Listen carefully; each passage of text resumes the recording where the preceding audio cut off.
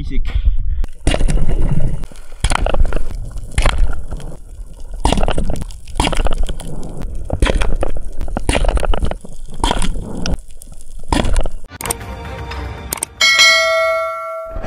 Isang mapagpalang umaga sa atin lahat mga kaspero. Welcome back ulit sa ating panibagong episode.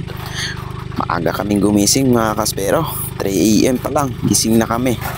Dahil dadayo ulit kami sa spot kung saan nakakapana tayo ng mga malalaking isda mga kaspero, like king mackerel, GT, and mga snapper. So samahan nyo kami ngayong umaga at babiyahe tayo mga kaspero. Pagdating dito sa spot, isang napakagandang visibility yung sumalubong sa atin. Tingnan nyo naman mga kaspero, napakalinaw ng tubig at kitang kita namin yung mga bait kung saan nandun yung mga pelagic at syempre yung gagamitin nating pana ngayon, yung pangmalakasan nating pana. Ito yung gawa ni Bro Bemrecha ng SG maker natin, at syempre yung kay Bro Kevin din, ganito rin yung gamit at gawa din ni Bro Bem.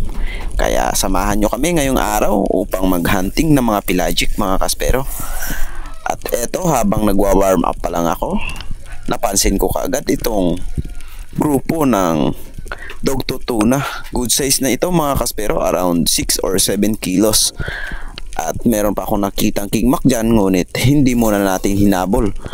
Gawa ng warm up dive lang, kaya relax muna tayo. Dahil nandyan lang naman sila sa paligid at hindi naman umaalis dahil nandyan yung mga bait na sinusundan nila mga kaspero. Kaya ahon muna tayo para makapagpahinga and move forward tayo sa unahan na spot dahil nandun na naman yung bait at susundan lang natin mga kaspero.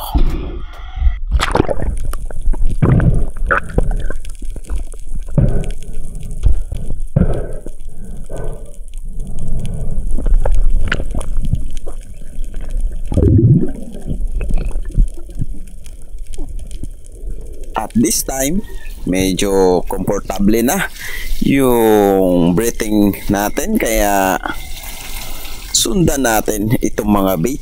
At kung napapansin nyo mga kaspero, ayan o, kumikintab sa unahan, kaya ibig sabihin merong naghahunting yan. Kaya eto, tingin-tingin lang tayo sa paligid, baka biglang sumulpot yung pelagic mga kaspero. Napakaraming bait talaga sa spot na ito dahil yung bahurang ito napakaliit lang mga kaspero. Bawat gilid nito malalim na, kaya ayun, meron na akong tinuro. At syempre hahantingin na natin kung ano yung nagpakita ngayon mga kaspero. Ayan na, isang napakalaking dugtooth tuna mga kaspero. Hindi muna tayo nag-drop sa baba at syempre pelagic hunting, kaya ito lang yung technique natin. Boom! Ang ganda ng buena mano at syempre napakaganda ng pagkatira natin dito sa dugtooth tuna na ito mga kaspero. Malaking dugtooth tuna ito, nasa 8 kilos. Ayan o, napakaganda ng patama natin, kaya basic yung binamano natin mga kaspero.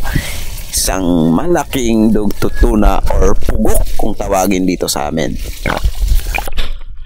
Basic.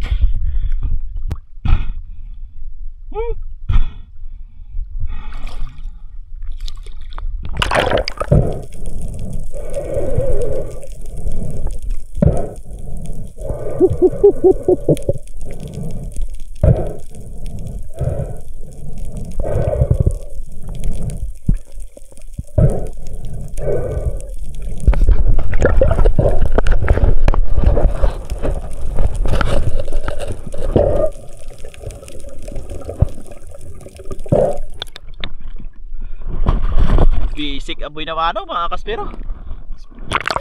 Headshot.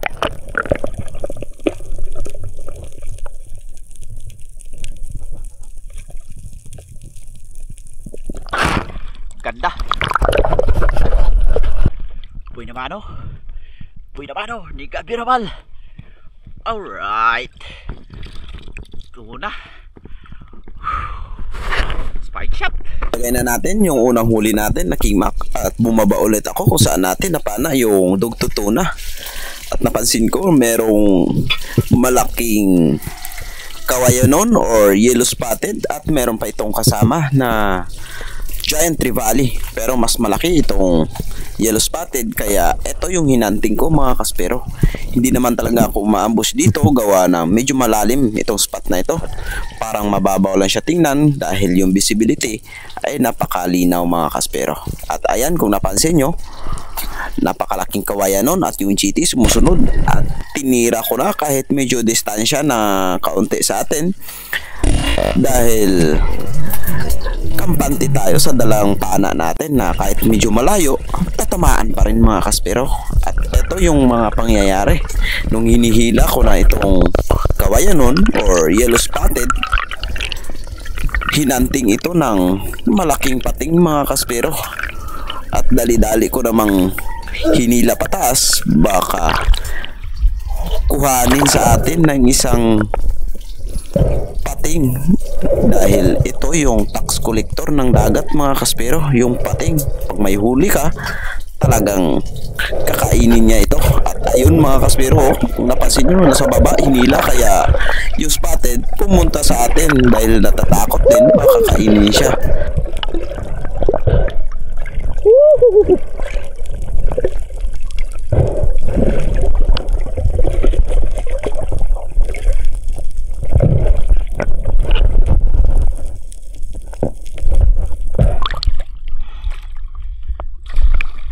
Laki kawayanon, hinabol ng pating.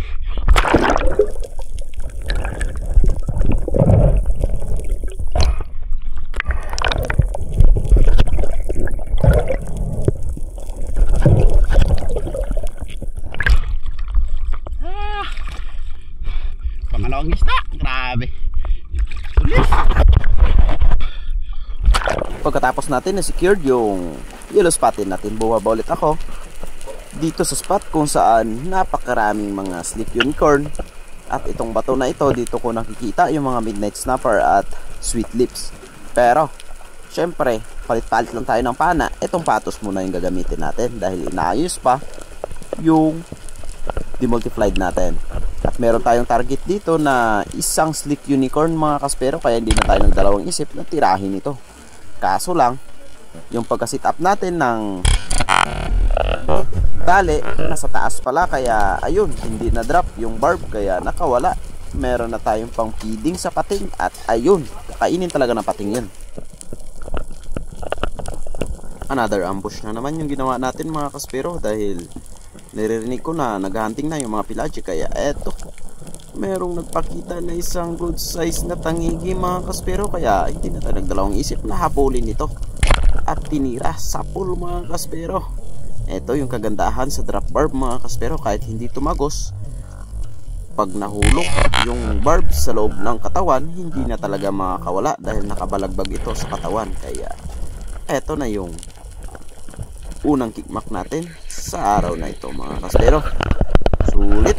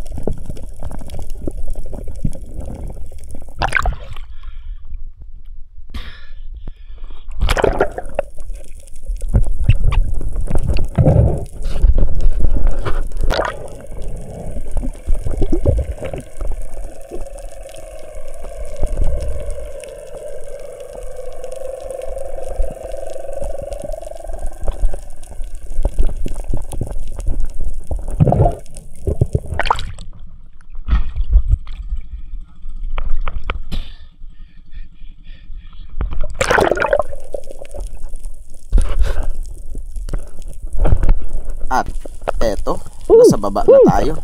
Nakita ko yung dalawang kingmak at merong tao sa taas, si Master Danny naghahabol, kaya sininginyahan ko na huwag nang habulin dahil nandito na ako sa baba. At tinira ko na nung nakabalagbag. Napakaganda ng pagkatira natin sa pangalawang kingmak natin na spine shot, at parang hindi lang dumaan yung shaft natin dahil napakalakas ng pana na ito. Grabe, Sulit mga kaspero yung huli natin ngayong araw. Meron talaga mga pelagic gawa ng napakaraming sardines or mga bait fish.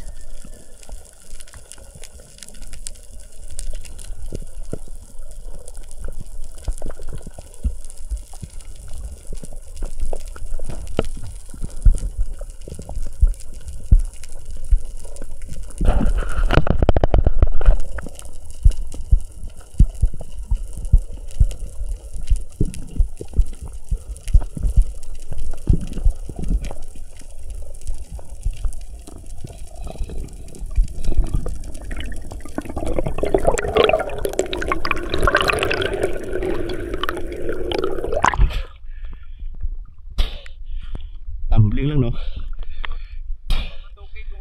Ah?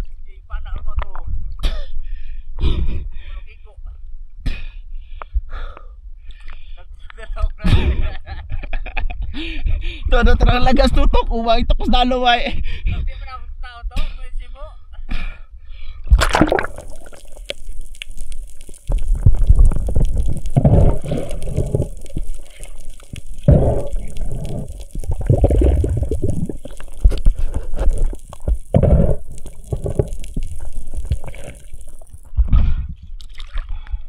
Purok, di ba? Pala? Ano yan? Elisi. Kantahan mo nga ng Elisi.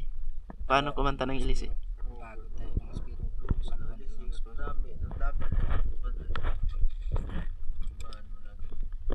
Kain po tayo mga kaspero.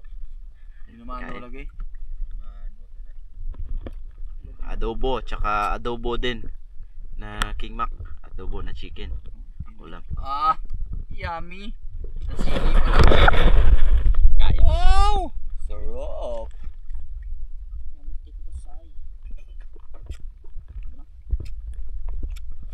Masulap ko kaway? Tangigi. Oh. Oh. Ano nagluto ng King Mac tsaka adobong chicken. Master Rex. Kain tayo.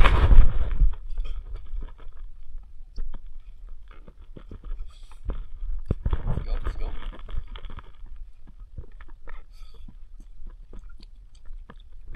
Ah, swabe. Pagkatapos na natin kumain mga kaspero, back to hunting na naman tayo. At ito yung napakita kagad sa atin, isang good size na King Macaret. Kaso lang malayo at saka ang bilis ng pagkahabol natin, kaya hindi natin siya naiming ng maayos. At ayun, daplis mga kaspero, meron na naman tayong pang feeding sa shark or pating mga kaspero. Meron kasing malaking pating dyan na naghahunting talaga ng mga napapana natin.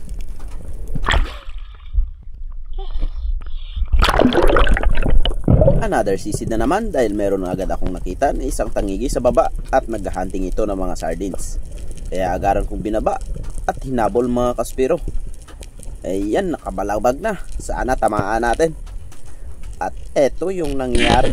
Sapol na naman yung tubig, hindi tinamaan mga kaspero. Hindi na lang sana tayo kumain para maganda yung pagkatira natin sa mga isda. Ngunit sablay mga kaspero yung pagkatira natin sa pangalawang King Mac. At ito yung pangatlo. Ganda na sana yung approach ng King Mac na ito. Ngunit ayun, hinabol na naman natin at hanggang sa lumayo at hindi ko na tinira. Baka hindi natin tamaan mga kaspero. Kaya move on tayo dito sa mga King Mac na hindi natin na papana at nakakawala. Kaya dumiskarte tayo kung paano tayo makakapana at kung paano ulit sila mahuhuli mga kaspero.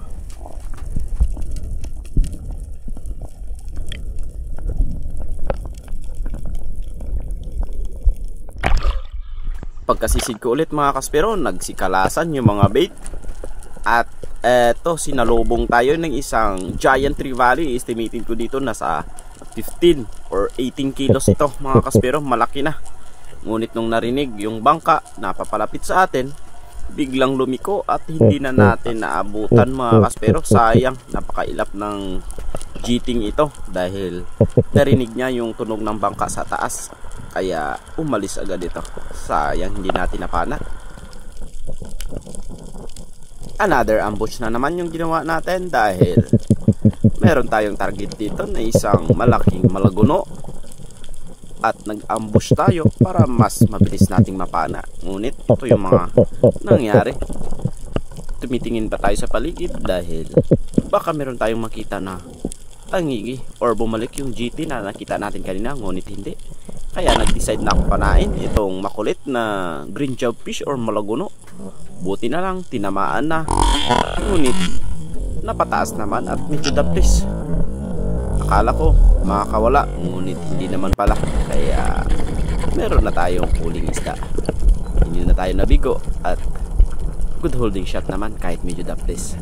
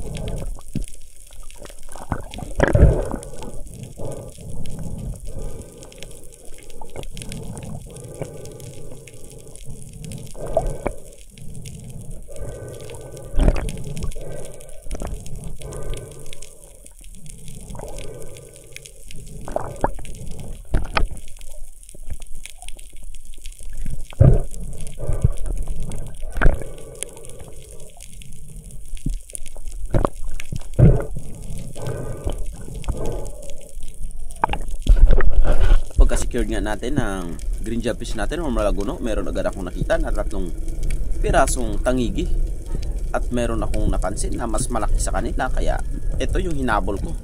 Medyo mailap, ngunit bumalagbag at nagpahabol, tinira ko na. Ayun, tinamaan na.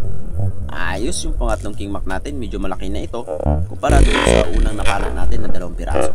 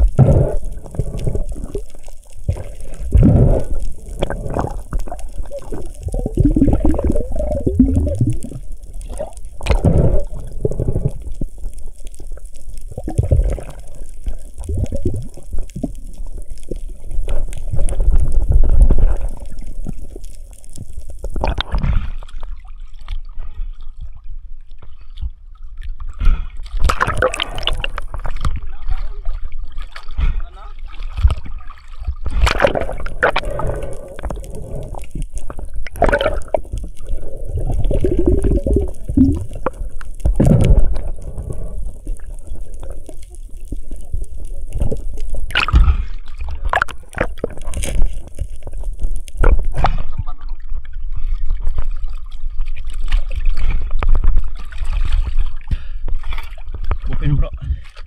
Open. Tatlo bilog. Duwang kutlaga sa layo. Abot niya ko na.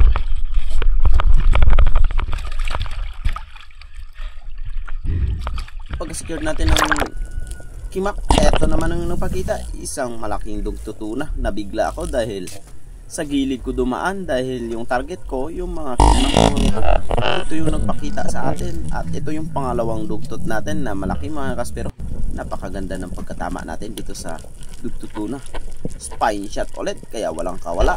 Napakalakas ng pana natin.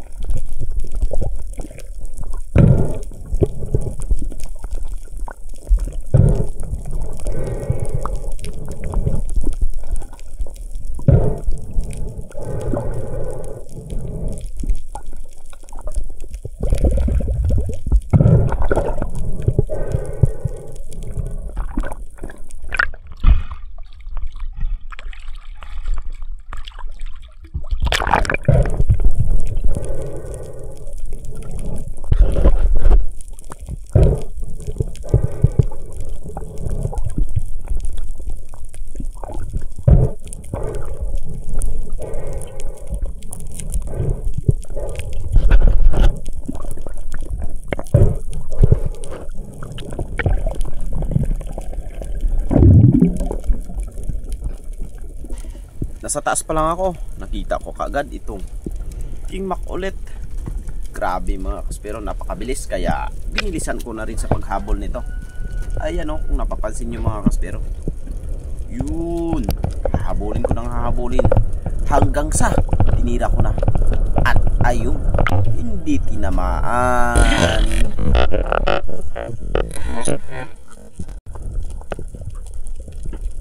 Hindi natin tinamaan yon, kaya eto, sisiguraduhin na natin dahil malaki ito mga kaspero. Ayan o, nakabalabag na, kaya tirahin na natin. Baka tirahin pa ng iba. At sa pool naman mga kaspero, tagos at maganda yung pagkatama dahil sa gitna, tagos doon sa unahan, kaya sure ball na walang makakawala sa pagkatira natin dito sa king makarel nating pang-apat. Sayang kung nakuha natin lahat, siguro nakawalong piraso na tayo, pero ayos lang yan dahil hindi lahat para sa atin.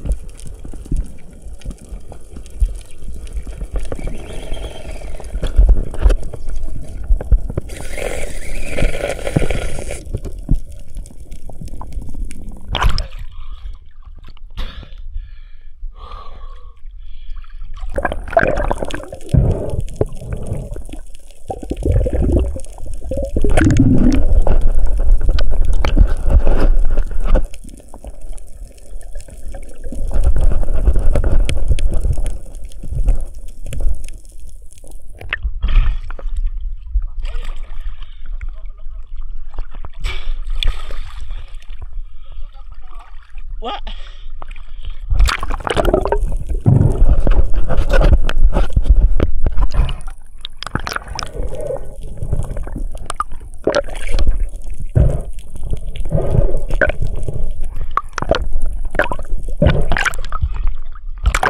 Dahil mag-aalas 4 na ng hapon, kailangan na nating umuwi at meron na tayong pang last na nahuli mga kaspero, isang tangigi. At eto ay maliit lang mga kaspero, mga 2 kilo lang ito. Kaya eto na yung last fish of the day. At syempre, ito na rin yung kakainin natin habang pauwi mga kaspero. Ginawa ko itong sushi or kinilaw lang na sausaw sa suka, at para meron tayong makain pauwi dahil malayo-layo pa yung biyahe natin.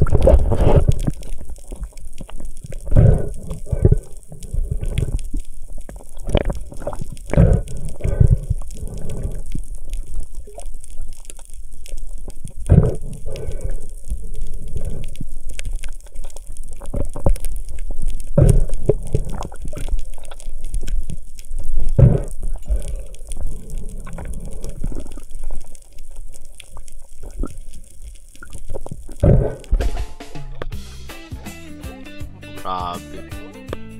Pauwi na tayo mga kaspero. At maghihila pa tayo ng bangka. Yan, nasiraan si Mr. Dodoy. Kain muna tayo. At ito muna yung ulamin natin. Tangigi. I-sushi natin. Sausaw lang sa suka. Ayos na. Habang pauwi tayo, let's do the shoutout mga kaspero. Shoutout kay Edie Moradas at sa pinsan niya na si Michelle Francisco ng Molino, Cavite. Shoutout po kay Jerome Naag ng Tagkawayan, Quezon. Shoutout kay Leopoldo Orsal ng Quezon City at sa misis niya na si Marilo Dirama. Shoutout kay Federic Tirado Rolly Tirariday, kay Felix Gora, Marlex Fishing, Tino Nangan. Shout out kay Tony sa Arenas ng Cagayan de Oro. And syempre kay Rooney Alpas ng Antipolo Rizal, kay Rooney Villanueva, kay Elma Chavez ng Leyte, kay Joyce Ler Baguio ng Mindanao, kay Dindo Kalan ng Masbate, pero shout out kay Dong Spiro ng Tubigon, Bohol, shout out kay Juanito Jugarap, shout out ng Cardoba, Cebu. Siyempre kay Butch Kasumpang, ayan, shout out kay Bon Portales at kay Tata Untoy Puji Edward ng Quezon City. And then kay Dennis De La Cruz at sa De La Cruz family, shout out po mga kaspero. Panalang lakas ng loob, laban sa agos, laban sa gutom. Hindi uso ang shortcut, bawat isda may kwento, bawat huli may respeto para sa kalikasan. Panalo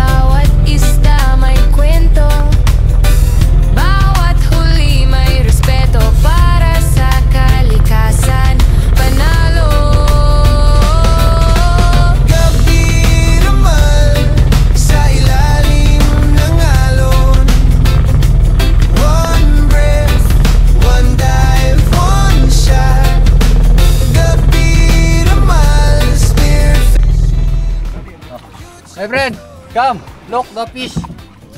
Look the fish, ha? Oh. Yeah, dilis. Dalis, no? Yeah. Mackerel. That's big. Yeah. An octopus? No octopus. No octopus. Snapper. Big fish. Look at his fucking teeth. Yeah. How much for one fish?